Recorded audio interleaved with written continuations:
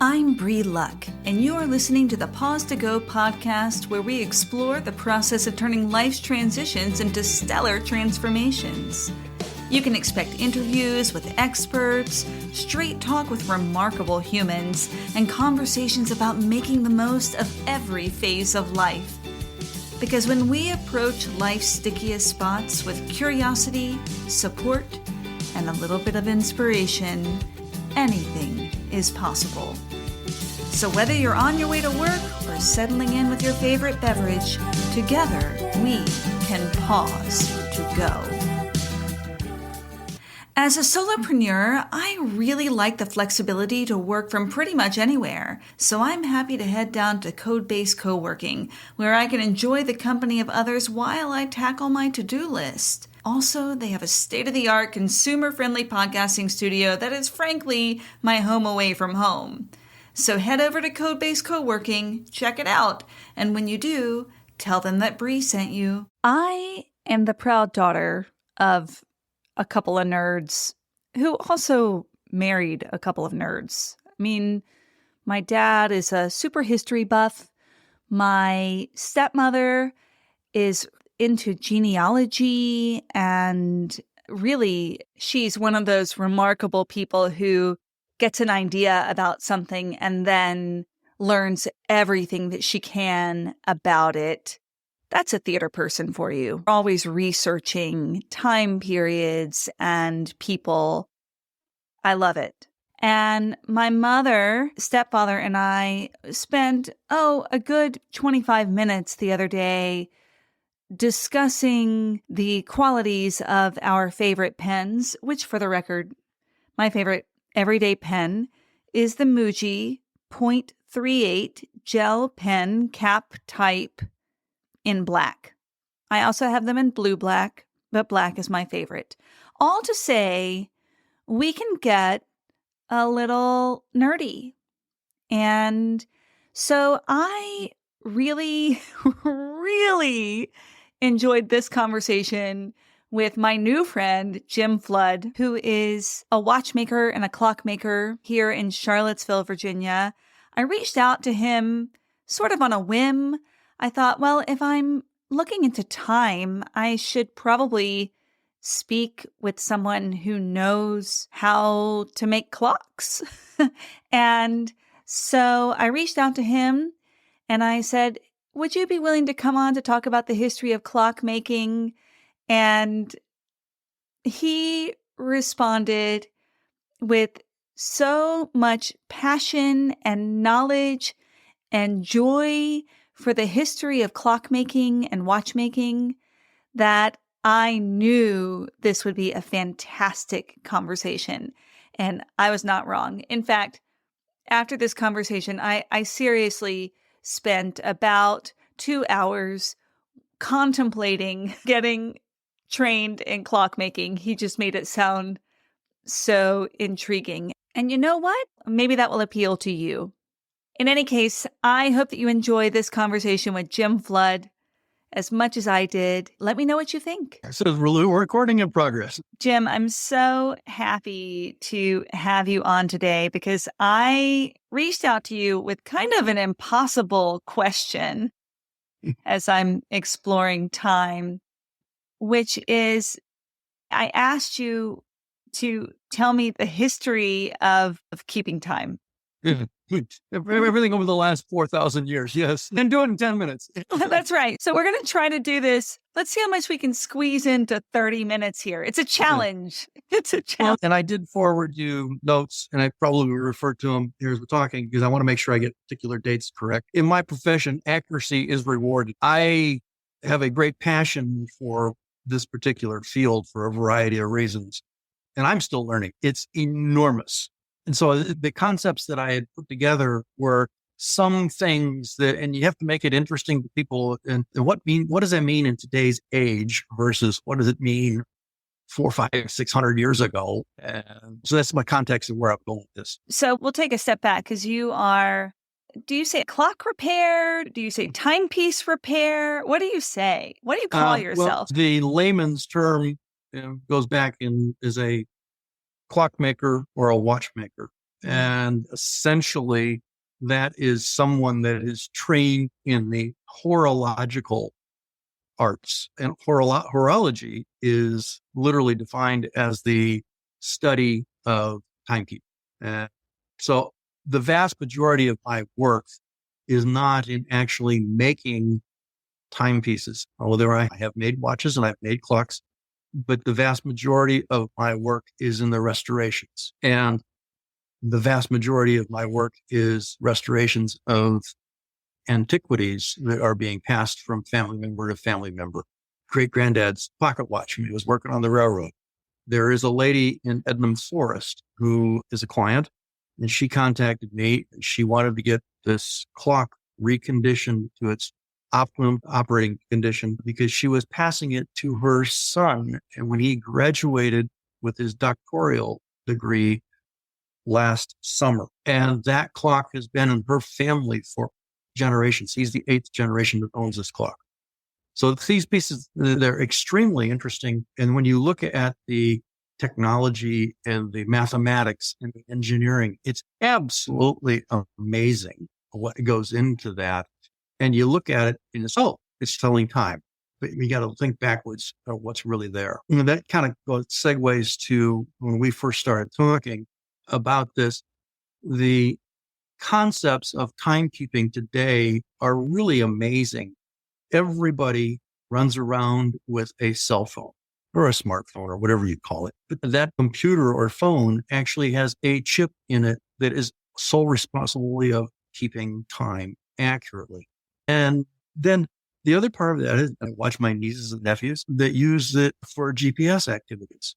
And that GPS, I want to go from here to there, and it plans a route for you. Well, what they don't really think about and don't understand in the background is that GPS system is requiring absolute exact timekeeping. And there are 24 satellites that are orbiting the Earth that are sending and connecting signals from when you go from this mile, that mile, that to next. And it keeps you on track. Well, they don't give a lot of thought to those satellites are controlled by a signal from an atomic clock in Boulder, Colorado. And that clock is the 8th generation of that clock. And it's going to be accurate for an entire millennium. I think it's going to lose a second or two over the next 300 million years. And they're doing this by the atomic decay of the atoms. So it's astounding to me how that's actually constructed. When you look at that, we live in this day and age, and timekeeping is, if you're 10 minutes late for a meeting, you're still 10 minutes. But at the time of early timekeeping, it was plus minus 15 minutes a day inaccuracy.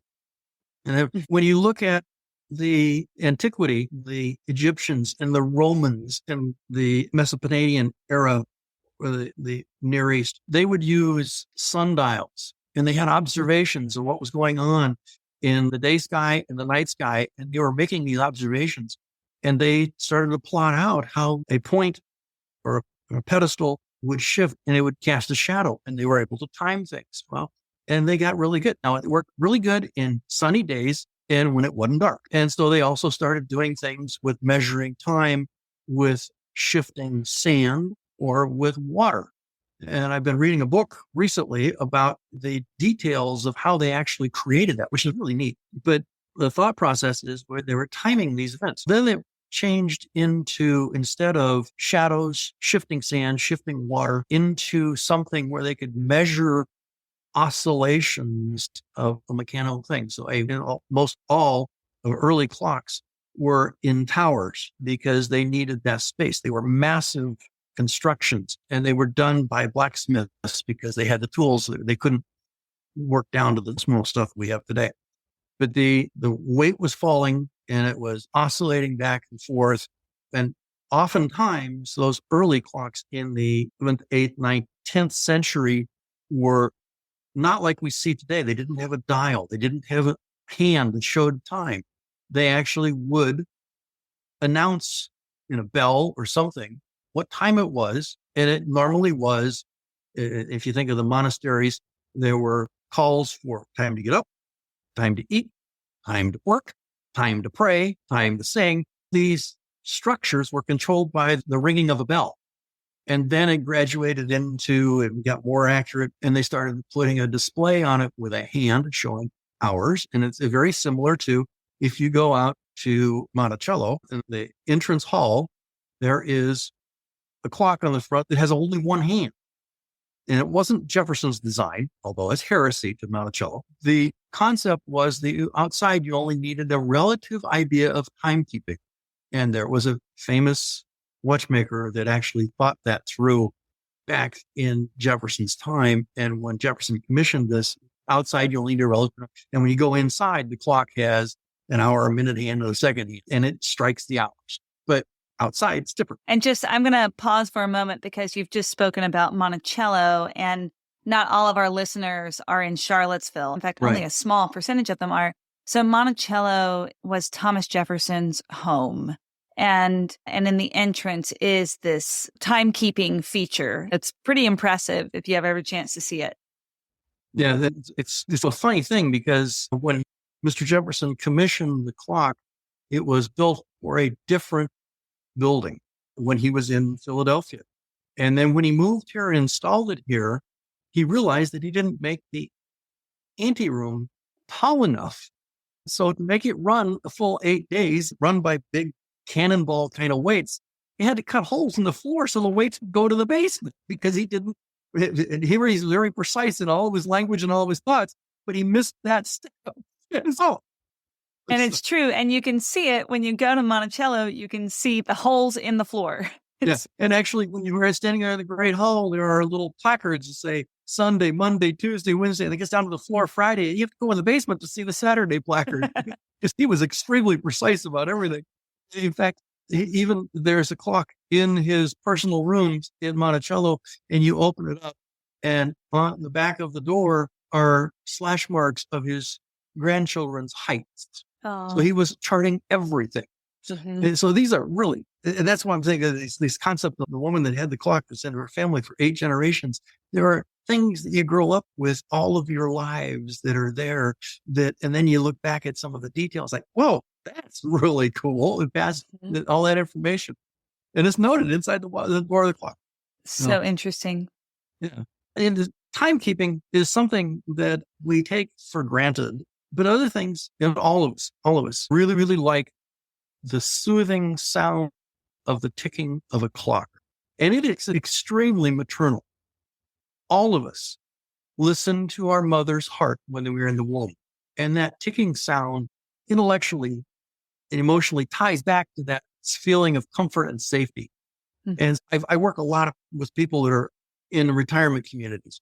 And I find it interesting that the people will sell their artwork. They'll sell their dishes. They'll sell their china. They'll sell their furniture. But 90% of the residents in retirement communities have clocks in their apartment, and they always keep their clocks. Part of it is the comforting thing of the sound. But the other part of it is really, and this is I didn't learn this until recently. I had a client that came with a clock, and her husband was trying to save $1. I don't dissuade anybody from that. But he tried to do service work himself, and it exploded in his hands. And so he came, and I was evaluating it and talking about what was going to be required. And there was repairing, redoing this piece, or if I could buy a piece in the aftermarket and take some parts in it. And there were 2 different figures. And his wife and my wife were standing at the edge of the shop talking about gardening and other stuff. And he went over and he says, oh, he's talking about a lot of money. And he was using the lower number, and which was funny. Without pausing, without taking a breath, without even stopping to think, she said, I don't care. And this is often true with people. But then she launched into a story. And she said that when my mother was in hospice care with terminal cancer, my aunt brought this clock to her room, thinking that the ticking would be soothing and calming for her. What happened was that her mother would look at it and say, it's 10:30 at noon. I can get my next round of pain meds. And she would focus and watch the minute hand tick by every single minute until she got to the point where she got her pain meds. And that focus distracted her from thinking about the pain and was able to deal with it. And so after she passed, they were cleaning out the room, and this woman was giving it back to her aunt, and their aunt said, no, it meant so much to your mother. You should keep that clock. It wasn't an extremely valuable piece, but I couldn't have given her 15 or 20 gold bars and she would have thought it was an even exchange because it was so sentimental to her, because it was something that helped her mother. So I look at these things as the ways that we're interacting with our environment and our possessions and the calming nature. And when I look at the way that people can deal with issues, this is a really cool thing. It's so cool. It's interesting because you've talked about the precision, right? The absolute precision, or near absolute. It's maybe not absolute, but exactly. Near absolute precision of modern timekeeping. And yet these stories that you're telling are quite emotional stories that are also using older timepieces that were probably not quite as exact. They were never exact. No, there's a couple of things that happen. And when we were talking about the old tower clocks and old table clocks that had the oscillations, and they had this bar that went back and forth, and it looked like actually not an inverted crown, and these big flappy teeth. And those clocks, at the very best, could run and be accurate to 15 and 20 minutes a day. The technology development, and I think it was Galileo that actually first observed the accuracy of a pendulum swinging, oscillating back and forth. He didn't apply that to clock keeping, but when he was doing his astrological observations, he had an assistant that was watching the pendulum and calling out loud each time it swung back and forth so he could time his observations when he was looking at the planets and the stars. And this isn't 1602 or 1604, something like that. A few years later, there was a Dutch mathematician, and don't hold me exactly, Huygens, Huygen, and to prove his physics calculations and mathematical observations, he had a clockmaker create a clock using a pendulum. And what was really cool about that was immediately that clock would keep time not in 15, 20 minutes a day, within 15 seconds a day. And so this massive structure, and that leapt all the way through the European community, and everybody shifted over to this pendulum clock because it was so much more accurate. But even though that technology, you didn't think about it today, you look at it and go, that's obvious. It wasn't at that time. And this is really neat. And then, but you look at the way that the gears are intermeshing and the ratios and all of the engineering and construction of that and cutting the teeth so they all mesh very clean and smooth. All this stuff had to be developed by guys over years and years and years. Guys and girls. I am a member of an organization in London, a worshipful company of clockmakers. And it is populated by a lot of people that are practitioners like myself, but about a third of the members are women. And what's interesting about that is that everybody can learn this, but this is a profession that does not require strength. You have to mentally awareness, calculations, being able to look at something and try to figure out what is and what isn't we're doing properly. And it's also a profession that is cool because it's in a very controlled environment. It's always warm and it's always cool in the shop. You don't have to be out carrying boards around or pounding nails or whatever other activity is. Interestingly, and I think when you look at the factories in the Swiss watchmaking industry, 99% of all of the employees are women. Part of that is because women have much better fine motor skills. And so being able to pick up small parts with the tweezers and being able to work accurately. And so those fine motor skills are really important to the assembly of timepieces. And then even today in the schools that are teaching this, about a quarter to a third of the students are young women. And it's an interesting thought process, more of an equalization. Yes. Gender equality in clockmaking. Exactly. Actually, the most of the stuff in Switzerland is all about watches, not necessarily clocks. And there are big distinctions for me anyway. Clocks, you can hold the parts with your fingers, and the tools aren't nearly as small. Watches, when you disassemble them, you cannot pick up the parts with your fingers. You have to use tweezers. You have to figure out how to put the parts in and hold them securely until you can fasten it with the screwdrivers. And people come to my shop all the time, and I show them a set of screwdrivers, and the screwdriver is basically the same size or maybe smaller than a hypodermic needle. And it's, how do you work with those? And that's one of the things they teach you. And, Fascinating. oh, it is. And so I think we kind of cut off topic of the thought processes. We can get back. So we were, in terms of thought processes, we were back at, so we'd gone through Galileo with the pendulum, and then the Dutchman, Huygens, probably. So when you go back to that thought process, when he created the pendulum clock in the 17th and 18th, and this he was doing this in the mid 1600s, 1655 or something like that. By the early 1700s, the pendulum was universal in clock keeping, and the accuracy was driven by the lengths of the pendulum. Everyone has images of the quote unquote grandfather clock, which there really is no such thing. And I'll tell you why in a moment. But the tall case clock, or in England, they're called a long case clock. The pendulum length is 39.5 inches. And the reason it is that way is because it swings from side to side in a second. And it goes back to that 15 seconds a day in accuracy. Now, the corollary to that is why people call them grandfather clocks. In the colonial era here in this country, but in the 17th, early 18th century, clockmaking was an extremely expensive process.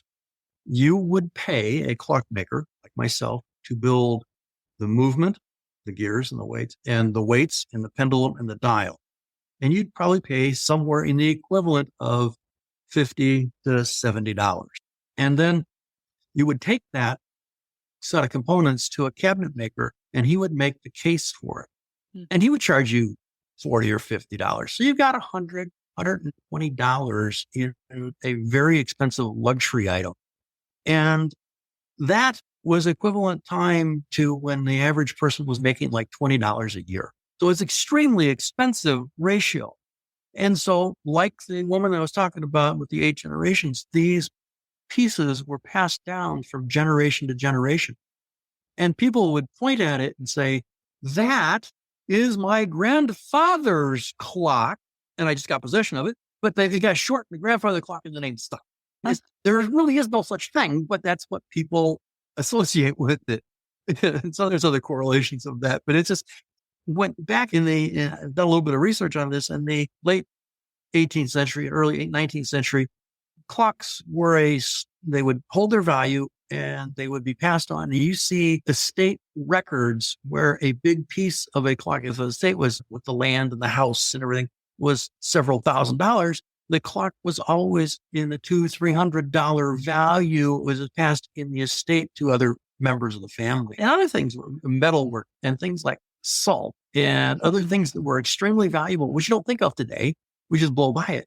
But in the estate records was really interesting. You see that. And probably in that time, the big estates were always timekeeping pieces. And it's like, oh, okay. So again, why is that? Well, it was really fashionable for the wealthy, or quote unquote British term, the gentlemen, to want to demonstrate that they had contact with the arts and the science and math and all this. And they had these societies where they would debate things. Well, as a way of showing that they were really intrigued with the instruments that were made for scientists, they would start acquiring these things in their homes. And one of the things they'd have was always a tall case clock or a long case clock. And if it was extremely well decorated, or if it had interesting functions, this was a conversation piece, because oftentimes they didn't have a lot of recreational activities. So they would sit and talk, and it's some conversation piece, which was really important in those days. But then also there were things that were really important, because usually the wealthy or the landowners or the people, especially the merchants, if they were in a coastal area, they would have very specific needs, because everything in the coastal area was driven by logistics. We have logistics issues today, but at that time they needed to know when the tides were so they could safely exit the ships or enter the ships better. And so they would needed timepieces to predict the high and low tides. And the other thing that influenced the navigation was the phases and age of the moon. So you'll see these functions in a clock today where you have these moon dials. They don't normally have tide capabilities anymore because it is now more traditional and not necessarily something that needs to be done. But these activities were really important at the time. And then the other part of that was that to show that they were more astute, displays of wealth, they would actually start creating these clocks that would play musical tunes. And they would invite their friends over and they would listen to it play particular thing. And they had animation in the dials. So if there's a piece in the Philadelphia Museum of Art, and it's a table clock, but on the top of the dial, there are these musicians. And when the new tunes are playing, the cellist is moving his arm across the cello. The animation is there. And that all these things were going on that they were mechanically done. But in fact, that clock was acquired by a tavern keeper, and he would charge tuppence to the residents to come every Saturday night to listen to the performance.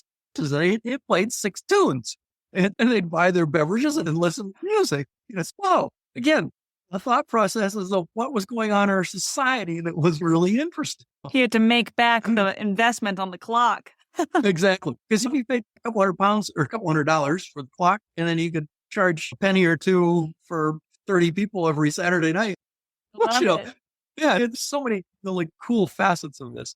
Is that how cuckoo clocks came about? Did they come about around that time too? Cuckoo clocks started in the probably 1500 time frame, and they were very simple. And the inside of a cuckoo clock is the bellows that go cuckoo, cuckoo, and it just makes the sound. It's kind of like a whistle. But the cuckoo clock was derived from truly a bird, the cuckoo bird, and it's in southern central European community. And people were amazed by it because it's also a very clever bird.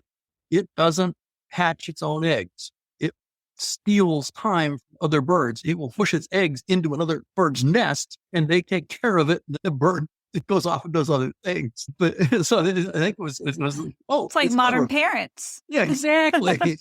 So parenthetically, it's a wise thing. So the clock should be wise on the side. There might be some threads that I really haven't discovered or thought much about. But yeah, so really, oftentimes you think of the cuckoo clocks as the Black Forest. The Black Forest was the center of clockmaking in all of Germany for the vast majority of time. So everything was there. But originally, cuckoo clocks were wall clocks. They didn't have the cases of tall clocks, and they were generally less expensive. And there was a whole strategy that they could be easily transported. And there were peddlers, and they would pack up a backpack of 20 or 30 clocks, and they would go around and sell the clocks and trade whatnot. So this happened all over the place. And those peddlers were something that was unique to that particular clock, the cuckoo clock, and then other wall clocks from the Black Forest. And in fact, there was a cuckoo clock I saw a number of years ago that actually had, instead of the bird and the deer and everything, it actually had a carving of a man with a backpack with clocks on. Oh, that was really cool because it's a meta clock. Exactly. We were talking about, going to shift back again to accuracy, and we were talking about Galileo and his ideas of observations and the pendulum, and that quest for accuracy extended all the way up to modern times. And in fact, Einstein, when he was trying to prove out his theory of relativity and all of the observations, he was predicting all of those activities were timed with extremely accurate mechanical clocks. So those clocks were accurate to sub-seconds per month in timekeeping. So this evolution of activities is just ongoing all the time. And usually those clocks were a large wall clock with a very long 39.5-inch pendulum, but they would also have vials of mercury because the co-expansion of mercury was consistent. And because in timekeeping, the metal temperature control varies, and we didn't have really accurate controls of buildings at that time. It was in summertime, it was hot, wintertime it was cold, and the drafts and all that. So they would start doing these things with controlling of the pendulum length accurately. And so and this whole gridiron of different, you see it today, but they're fake, where the gridiron or lyre has a silver bar and a yellow bar and a silver bar and a yellow bar. Well, it's called a lyre pendulum. Originally, those were actually pinned in different positions because the steel and the brass would expand and contract in different times in different ways with the temperature changes. The pendulum bob was a vial of mercury, and mercury doesn't expand or contract with temperature changes very often. So it's really consistent. All these different little things that people figured out over time. I'd like to pause for a moment to talk about a project that I'm super excited about, and that is the Rehearsal Room. The Rehearsal Room is an online open coaching membership. So people can join at any time and bring a project or something that you're working on. That could be a TED Talk. It could be a board presentation. It could be an audition piece. It could be a one-woman show. It could even be a difficult conversation that you know you need to have with a loved one or an employee. And whatever it is, you can bring it to these weekly meetings. And in these meetings, I offer open hot seat coaching. And we also have a really supportive community. So you can get feedback if you want it from the whole community. The Rehearsal Room is designed to be affordable. I wanted to offer something that could really fit any price point. So the membership starts at just $9 a month.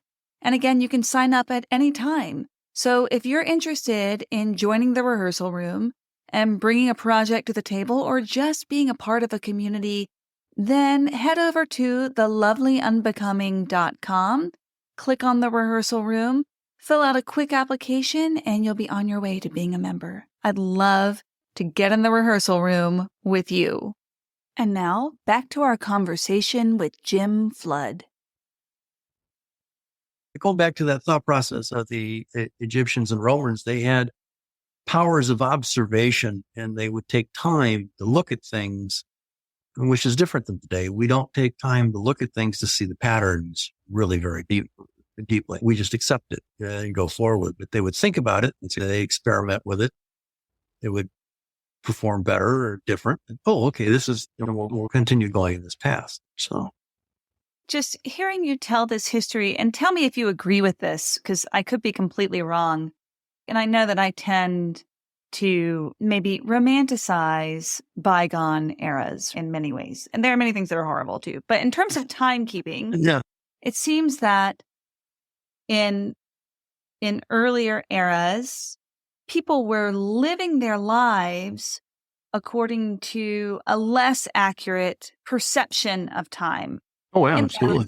It was more organic, an organic understanding of time. Like I move through my day according to a more organic understanding of time, but I use the timekeeping piece to make observations about the world that I can't without it. So I'm looking at it to have a more accurate understanding of how something works or what's going on. Whereas now it feels like our days are often dictated by these very accurate timekeeping pieces, and yet we're making fewer observations about the world according to that time. I agree. And I'll take that a little bit further in the context that the gardeners have calendars, that they have the actual signs. If it is in the head, it's time to plant crops, or if it's in the feet, do not try to preserve because they would plan their activities around, if you put a stone walkway down in the dark of the moon, the stones sink. If you put it down in the new moon, they rise. And how these things, I don't know how this actually works, but this is true. And so when you go back to the phases of the moon and some of those things, people are actually using the signs and the phases of the moon to try to predict when to plant crops, harvest crops, preserve crops. when to put a new roof on a building, because at that time, the shingles were usually split wood. And if you put it down in the wrong side, they would curl. And so you didn't want to do that. So you check the signs to try to do this. So yes, when you're saying romanticism about it, I think people had more and deeper touch with the natural environment than they do today, because we just do stuff today and we get it done and we go on. We get it done because the clock tells us that we have to get it done. Yeah, I think we have become more dependent on the clock to tell us what time it is. It's 8 o'clock. I got to be at the office to do my work, or it's 5 o'clock. I can go home, or at 8 o'clock, Dallas is off. Throw back to whatever that was. But I guess it's Yellowstone now. But who's really in control anymore? Is the time in control, or is the people in control? I'm not 100% certain. I know what that is. So. Depends on the day. Yes, exactly. Exactly. But yeah, going full circle with this whole conversation, you would ask early on what people that do this kind of work are called, a clockmaker or a watchmaker. It also needs to be thought about how someone would get into this profession. And there is a tremendous shortage of people that are trained for this. In today's age, today in the United States, there may be 7,000 practicing watchmakers and maybe 25 or 30,000 clockmakers. To give that a little bit of context, in 1949 in this country, when the population was only a third of what it is today, there were 700,000 watchmakers in the United States. Part of that was driven by the demand because there was a lot of work, but the other part of it was driven by after World War II. A lot of people came back from the war effort that had been injured. They might be in a wheelchair. They might have lost a limb. They couldn't do the agricultural, forestry, construction activities. Not everyone could go and become a learned individual professional.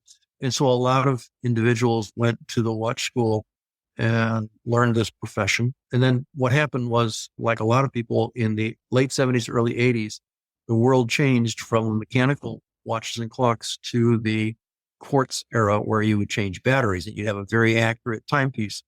But instead at that time, when I was first starting this, it was $80, $90, $100 for a service of a piece. And it would take a period of time. Now you would put a battery in. It was $3 to put a battery in. So people couldn't compete with that loss of income. And so they left the profession. But today there are 5 schools around the country that actually teach this. They teach watchmaking. But originally, back in the early 18th century or 17th century, you would go to a master and you would become an apprentice and you would work in his shop and do particular tasks. And you would learn the mathematical and engineering activities from that master. And after a period of time, you would become a journeyman. You might work in his shop, or if you were a journeyman, you would actually go out and start your own shop. And all of that training, in fact, it's interesting to me. I look at old clocks, and if you know who the master was that made it, and you know the time frame that did it, you can actually know who was actually involved in turning some of the pieces on a lathe. Mm-hmm. The pillars of the old English clocks are the whim of the individual turning. And so you can actually find that stuff. Mm-hmm. And then when you look at the clocks, in fact, I just had a clock made in the 1840s, and it never was signed on the outside by a master, but inside, the journeyman scratched his name on the inside of the dial or inside of the plates of the clock. And so there's this thing like that. So sometimes you get into the masters and then you'll find evidence inside of who the apprentices were, which is, oh, that's cool. Everybody needs to be witnessed, I guess. But going back to this, that whole process was a 5 to 7 year apprenticeship to learn how to do all this. And then you would go out and start your process. Today, the schools, especially the watch schools, it's about a 2-year program. And what's really amazing about this is the Swiss manufacturers know they've got a massive problem in this country because there's not a lot of talented watchmakers to do their work. So they are funding these schools. So your tuition and your lab fees and everything is covered by their scholarship. You have to pay for your room and board while you're there. And you have to buy the small amount of personal hand tools. But it's a 2-year program. You get done And if you don't have a job that you've already accepted already, there's 7 or 8 waiting for you. So that people can do this and they can make a fine living. There's a school up in Pennsylvania that is sponsored by the Rolex organization. And what they do is after you've done that 2 years, they will send you out to a store that is one of their partners, and they pay you, but they want you to work in the store because they want you to have the customer interaction experience. And so you work in the store and you work on watches. And then after a few years of doing that, they'll take you back to the school and they'll send you through an advanced program. And in another year after the advanced program, you'll probably be knocking down $80,000-$90,000 a year. And again, no debt. And so it's astounding to me that there's just, most people don't know about it, so they don't really get into it. But where young people could actually do this, and you can do this profession for many years if you so choose. The average age of a watchmaker in the United States is 80 years old. Wow.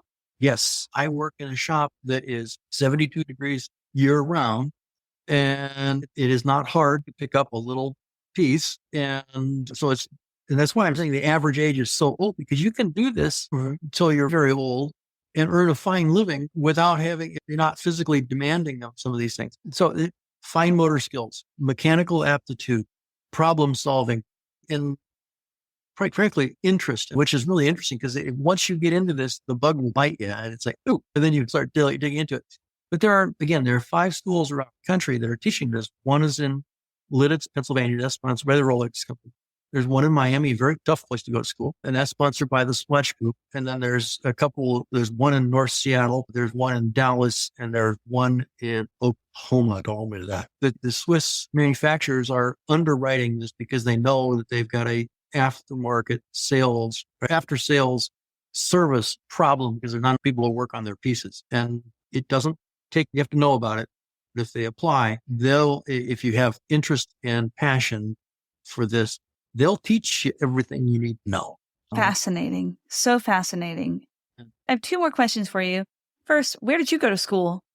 How did you learn this? I got into this serendipitously. I was working in a jewelry store when I was in college, and the man that owned the store, was a watchmaker. And he had an intense hatred of clocks because watches are predictable, clocks are not.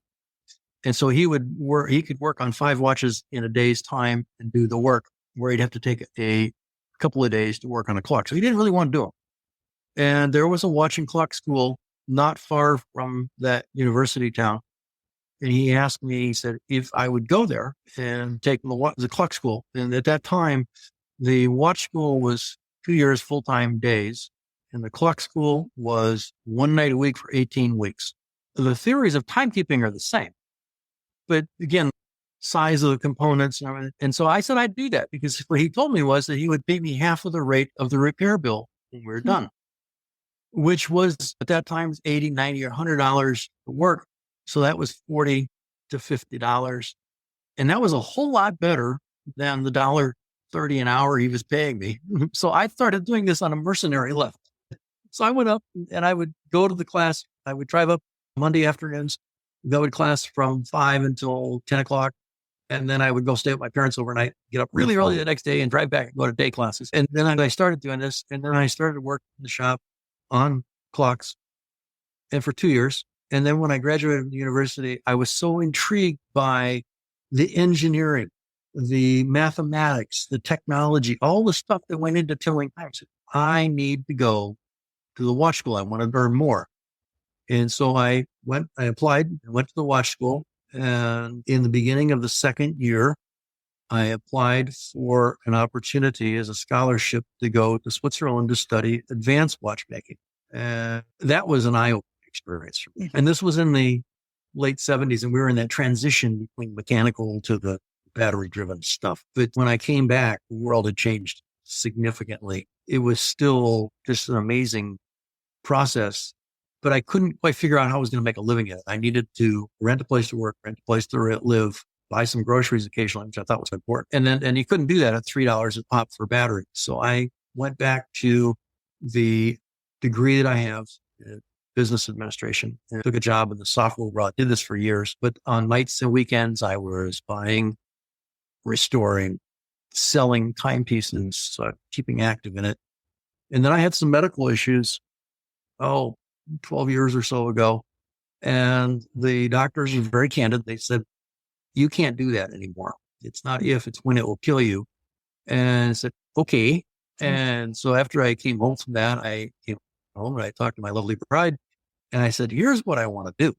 I'm going to finish buying equipment I need. I'm going to put up a website. I'm going to stay in work. And I've been doing this full time for the last 12 years and I'm happy as a clam. It's exciting. It's fun. I get to meet some really amazing people and I get to hear stories about stuff like the lady with the clock for 8 generations. A woman came with a pocket watch and it was her great grandfather's and he had been on the railroad for many years. It talked about all these different things. So it's really fun.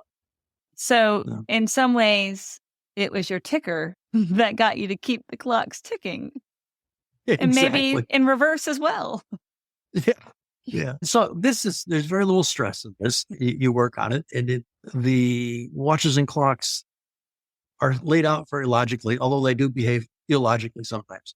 But it's so rewarding when you take something that is not working and you make it not only work, but keep time, which is an interesting set of mechanical pieces. You can work on a car and you can make it work. It'll drive down the road, but the car doesn't keep time.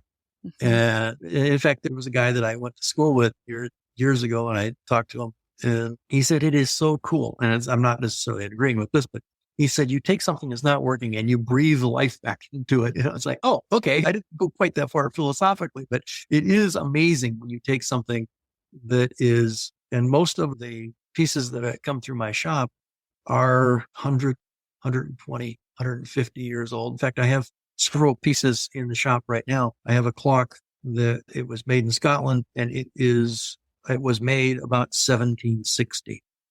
And yeah, that to me isn't that old, but there's a couple other clocks that were from the 1880s. And I was talking earlier about a clock that was in the 1840s and pocket watches. You think about pocket watches, railroad pocket watches. This watch is 1870, 1880, right after the Civil War. They were making extremely precise parts in the 1870s, 1880s. And then we got into the railroad time, which is an entirely different concept for us to talk about in a thread.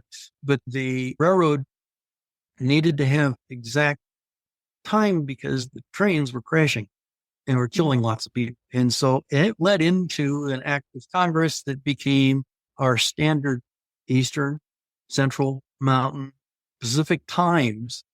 And there's a whole lot went into it, but the railroad people, they decided that time before this, the train would leave at noon.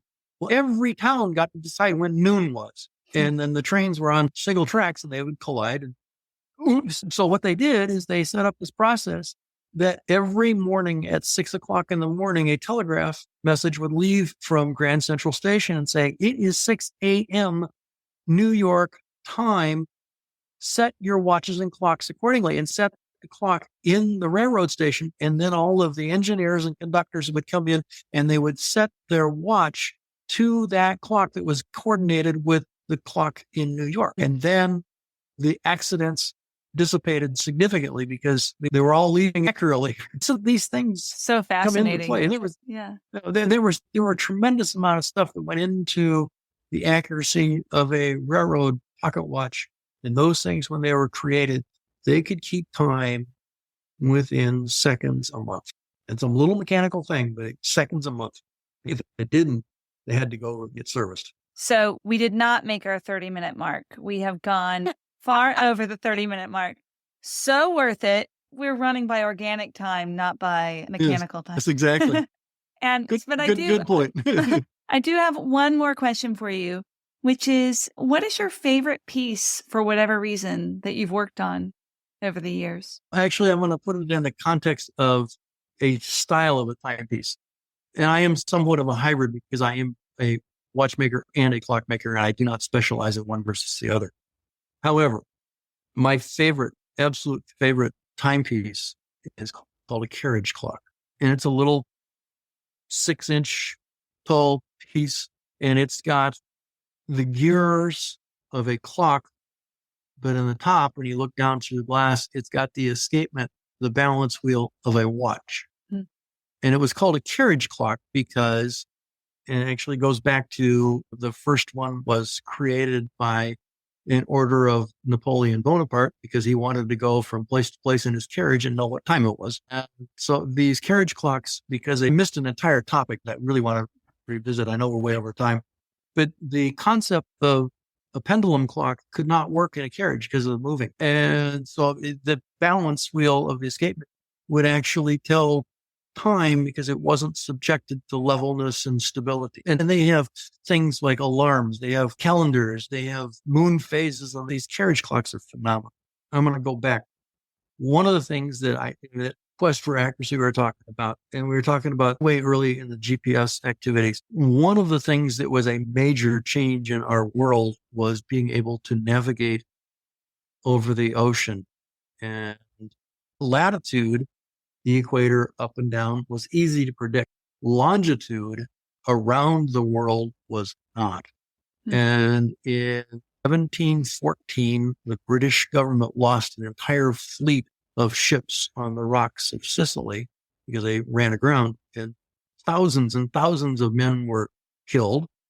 And more importantly, those ships were extremely expensive. And so they called it a Longitude Act. And they offered a 20,000 pound prize to someone that could predict accurate navigation at sea. 20,000 pounds at that time was something equivalent to tens of millions of dollars a day. There was a gentleman, his name was John Harrison. He actually created a strategy called now chronometers. And it was a clock that could actually run on the deck of a pitching ship. Like we're talking about the carriage clock moving, the pendulum wouldn't work. This was actually set in a set of gimbals and it would turn whatever the moving of the ship. And it was a kind of a balance wheel. But that timekeeper in 1764, I think, he had it sent from Plymouth, England. It sailed out to Jamaica and back over a 5-month period of time. And it lost only a few seconds. And it was accurate to predict navigation within 1 nautical mile. And that changed maritime navigation forever. And it was astounding how that happened. Did he get the reward? It was a very political process. There's actually a book that was written a number of years ago by David Soba. It's called Longitude, I think it's. And the Parliament people, they appointed the Royal Astronomy or the Observatory as the arbitrator of what was accurate. And it was a political fight because they wanted their celestial navigation, looking at the stars navigation, which wasn't very accurate, but they were wedded to that process. And so there was this whole political fight. It went on for 20 some years. And finally, the King of England said, it's done. It's accurate. Pay him his money. And Parliament did pay him. And unfortunately, Mr. Harrison only saw the money for several years before he passed. But yes, he did win the prize. But the Astronomer Royal was just throwing roadblocks at him. We couldn't believe it. It's a fascinating read if you have a chance to read it. I'm actually going to put it in the show notes. So if anyone's interested in reading it, they can look it up. I'll put a link to it. Yeah. Really fascinating. I think it's called Longitude, and the author was Davis Sobel, I think it was. She also wrote Galileo's Daughter. Exactly. Yes. So the name of this book is Longitude, the True Story of a Lone Genius Who Solved the Greatest Scientific Problem of His Time. Fascinating. Thank you so much for that recommendation. And thank you for this wonderful conversation on time or trying to meet my challenge. Hey, there's probably 50 or 100 different subtopics we could go into if you'd like to do that. Your audience just have to do that. We may come back to another time. Thank you so much for this. I am grateful that you took the time to be with me today. Well, this has been fun. I've really enjoyed it. It actually, it causes a lot of things to prepare for this. It's trying to organize your thoughts, although I seem to ramble. It is enjoyable. So. I love it.